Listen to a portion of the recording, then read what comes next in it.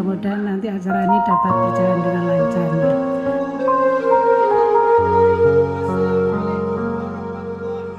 Pernah di Klaten, pernah di Kebumen.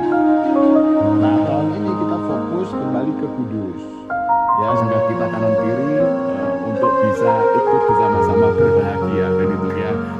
Tentunya atas nama pemerintah Kabupaten Kudus dan ucapkan Bismillahirrahmanirrahim. 3, 2, 1. Peresmian Rumah Sederhana Layak Huni kolaborasi PT Noyolono Tobacco International dengan UPSIS NU.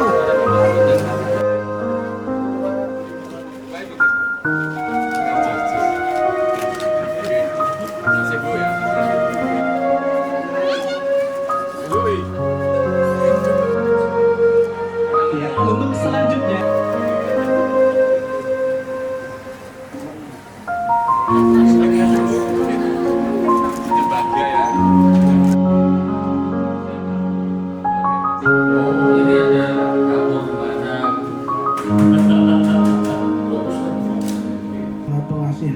Maha Penyayang, segala puji bagimu ya Allah Tuhan.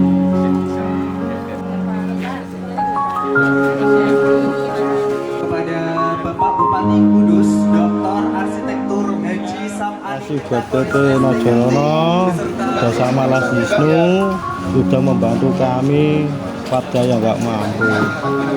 Semoga kedepannya semakin jaya. Amin. Terima kasih Pak.